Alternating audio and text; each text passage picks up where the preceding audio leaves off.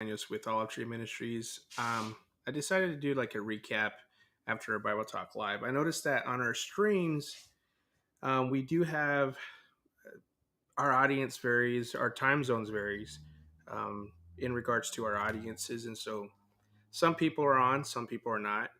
And I'm going to try to do these videos to be short as far as these recaps are concerned. That might give you maybe it might pique your interest in regards to what has already been live recorded. Mind you, anything that we put out here currently, with the exception of some of our videos, our short videos that explain some basic questions that you might have about our ministry, most of them are going to be live. So that means that they're unfiltered. They're what you see is what you get. That's not scripted.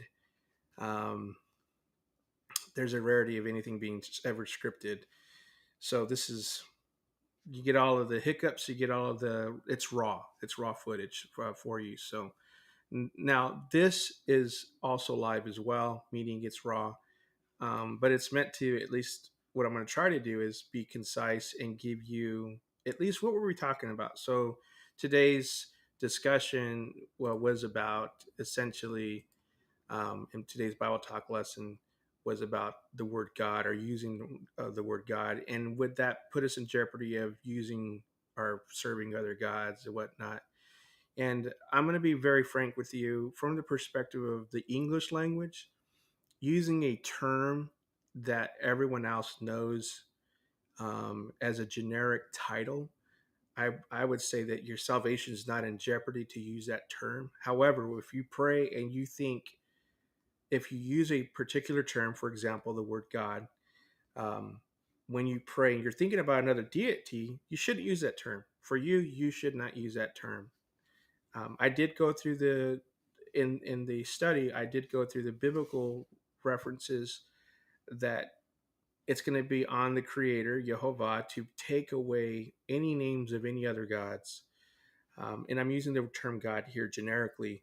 Um, I could use the word deity as well, but that still has a pagan influence, correct? It's there any other supreme being, if you will, the terms or names will be taken away in a future setting. Obviously, not right now. We're still using them, right? We're still using generic terms. So, with that understanding, this recent Bible Talk Live discussion really embodies that idea that even in the text, there are terms that were known to the people in that day and age.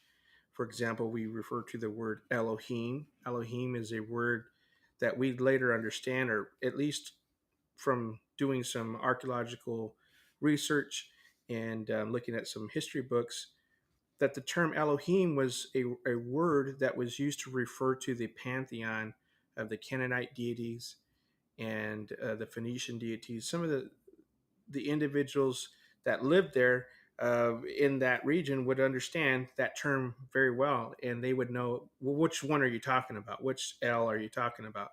So we use that to show in the text one of the most frequent words in the Hebrew that are referring to the Creator is Elohim. Is that encouraging paganism or worshiping other deities? No, not by any means. It's more so used in a way that we use the common day word God today. We're not referring to a Germanic deity. We're just using that instead of saying a supreme being or supreme supernatural powerful entity. We use a shortened word, God. And there was an individual that I came across their a meme whatnot that had pictured Isaiah 65:11. And for those that know the Hebrew, the word God it's translated, not translated. Um, in English, we would say Gad, okay, but that word could sound like God, GAWD, phonetically, which is the English equivalent of God, right? God. And I know this may not really be of any importance to some of us, but it is important to some people that want to be very true in their worship of the Creator and want to be careful not to um, bring any pagan influences into their worship. And so I encourage you, at least when you're in conversation with other people or your other people of like precious faith that may not be where you're at in this journey of exploring who the Creator is, to not be to not be so disturbed by people's terms that are generically understood. And so if I'll try my best in this ministry to use terms that don't offend you. If you don't want me to use the word God, I can't promise that I will um, delete that from my vocabulary. I have tried to use the word creator more often than not. Um, However, I will do my best, obviously, to not let my meat um, offend my brother. And at the same token, you that may have that dialed in a little better for yourself, I encourage you to not let that be the reason why you don't talk to people or be offended. I knew a couple that the wife went to a particular assembly that said that everyone that spoke and used that term, they were referring to a pagan deity, and I think that's really close to blasphemy in one regard, because I know when I'm saying it, I'm not referring to a pagan deity. When I use a term generically, I'm referring to the supreme divine creator, and there's only one found in the book. So, um, anyhow, so you can go to one extreme, you can be one extreme or the other. The bottom line is, don't have, the scripture tells us, don't have any other Elohim before me, and that's a pagan term in and of itself when the Creator says that. So if you call him Elohim, he's not going to be like, "What are you doing? You're not supposed to use those terms." But he understands, for at least from our human perspective, we're trying to reach him. Well, good thing he came to us, right? So I don't think there's ever going to be a place in our current state, in our current carnal state, where we're going to be able to achieve um, this full, uh, perfect linguistic approach to the Creator, or defining Him linguistically to everyone. I believe, like, even I've chosen to limit my usage of the name Yeshua. Um, the name of Yeshua, as known in the English as being Jesus.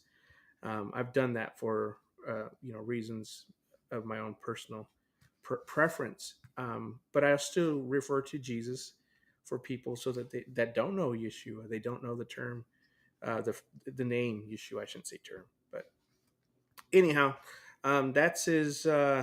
I don't condemn anyone that uses the name, the English word Jesus. I don't do that, and we have to be careful if we're going to be a witness to all. Apostle said he became all things to all men, that some might be saved. So, is there any other gods? No. Um, how do we approach? Well, we approach with carefulness, because we're talking to people that um, may not have the understanding that you and I have. So we want to bear the truth in love. So remember that we get your support by way of you liking and subscribing. And this is just a recap of what we discussed. Hope you go check out the video. I hope that this encourages you to check out the video. I'll be doing more of these short videos for those that are tuning in, and I'm able to look at your chat. So if you do respond, I can if you have a question, maybe we can open this up for a Q&A. Someone types in a question in the chat. Um, they're welcome to do that. And if you can't hear this very well, just let me know. I know I had the volume set on here pretty high, and I had to lower it down. But anyways, so shalom to you. Hope that I can get some feedback from our audience. Um, anyways, till next time, we'll talk to you soon. Shalom.